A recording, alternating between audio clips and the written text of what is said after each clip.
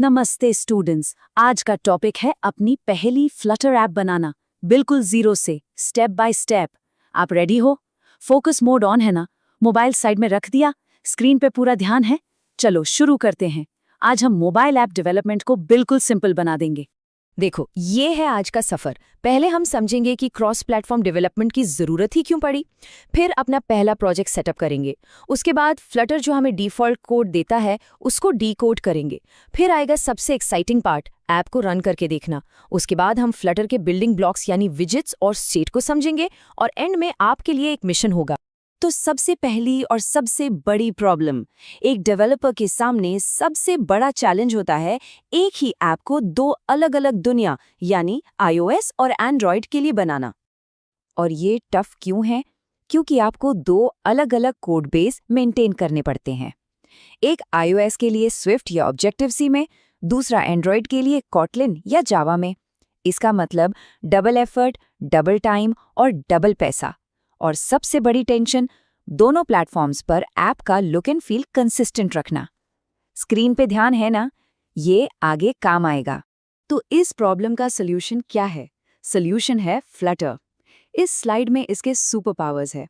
सबसे पहले single code base, मतलब एक बार कोड लिखो और वो iOS और एंड्रॉयड दोनों पर चलेगा। दूसरा, हॉट रीलोड फीचर, जिससे चेंजेस इंस्टेंटली दिखते हैं। UI बनाने के लिए रेडीमेड विजेट्स मिलते हैं और परफॉर्मेंस बिल्कुल नेटिव ऐप जैसी। अभी क्या सीखा? समझ आया फ्लटर क्यों यूज कर रहे हैं? चलो, थियरी बहुत हो गई। अब देखते हैं प्रैक्टिकली कैसे करते हैं। अपना पहला प्रोजेक्ट सेटअप करना बहुत ही आसान है। चिंता की कोई बात नहीं। रेडी हो नेक्स्ट स्टेप के लिए? ध्यान से देखना, मैं आपको स्टेप बाय स्टेप समझाता हूँ। बस ये 5 सिंपल स्टेप्स हैं। आपको अपना IDE जैसे कि एंड्रॉयड स्टूडियो ओपन करना है। फिर न्यू फ्लटर प्रोजेक्ट सिलेक्ट करना है। प्रोजेक्ट और पैकेज नेम सेट करना है और बस फिनिश पे क्लिक कर देना है। सिंपल है ना? ये देखो पहली स्क्रीन। यहाँ प्रोजेक्ट नेम में आप अपनी ऐप का नाम डालोगे, जैसे हमने यहाँ demo_flutter ऐप लिखा है। नीचे फ्लटर SDK का पाथ आएगा। ये ऑटोमेटिकली डिटेक्ट हो जाना चाहिए। लॉजिक समझ आया या सिर्फ देख रहे हो? अगला स्टेप है पैकेज नेम सेट करना। ये ऐप की यूनिक आइडेंटिफायर होता है, आधार कार्ड जैसा। गूगल प्ले स्टोर पर हर ऐप का पैकेज नेम अलग होना जरूरी है। अब आपका काम है, वीडियो पॉज करो और ट्राई करो। सिर्फ देखने से याद नहीं रहेगा, खुद से बना पाओगे। ग्रेट, प्रोजेक्ट क्रिएट हो गया है। अब आपको स्क्रीन पर बहुत सारा कोड दिख रहा होगा। घबराना नहीं है। चलो इस डिफॉल्ट कोड को आसान हिस्सों में तोड़कर समझते हैं। फ्लटर में सबसे इंपॉर्टेंट चीज है विजेट। स्क्रीन पर जो कुछ भी दिखता है, चाहे वो टेक्स्ट हो, आइकन हो, बटन हो या पूरी स्क्रीन का लेआउट, सब कुछ एक विजेट है। इस बात को अच्छे से समझ लो। पर सवाल ये है कि ये विजेट किस टाइप का है? क्योंकि फ्लटर में आमतौर पर दो तरह के मेन विजेट्स होते हैं। फोकस बना हुआ है और ये हैं वो दो टाइप्स। पहला है स्टेटलेस विजेट, जैसा नाम है वैसा काम। इसका कोई स्टेट नहीं होता, मतलब एक बार बन गया तो चेंज नहीं होता, जैसे कि एक सिंपल टेक्स्ट या आइकन। दूसरा है स्टेटफुल विजेट। इसका स्टेट होता है जो यूजर के एक्शन से, जैसे बटन क्लिक करने से चेंज हो सकता है, जैसे एक काउंटर या चेकबॉक्स। एग्जाम्पल क्लियर था? चलो, अब वो मोमेंट आ गया है जिसका हम सबको इंतजार था, अपने कोड को जिंदा होते हुए देखने का टाइम। इससे कहते हैं आहा मोमेंट। तो तैयार हो आपको लाइव देखने के लिए?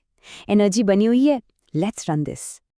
और ये देखिए, आपकी स्क्रीन पर है एक पूरी तरह से फंक्शनल ऐप जो आपने कुछ ही क्लिक्स में बनाई है।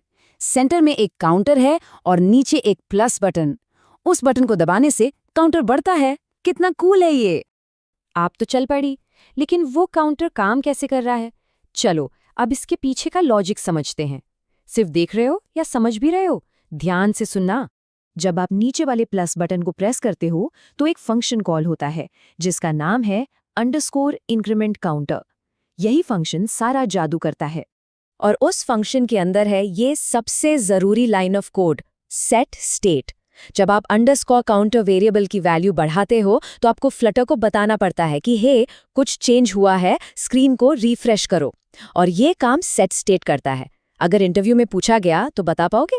इस स्लाइड में सबसे जरूरी बात यह है कि अगर आप सेट स्टेट यूज नहीं करते तो _counter वेरिएबल की वैल्यू तो बढ़ जाएगी, लेकिन स्क्रीन पर जो टेक्स्ट दिख रहा है वो वैसा का वैसा ही रहेगा।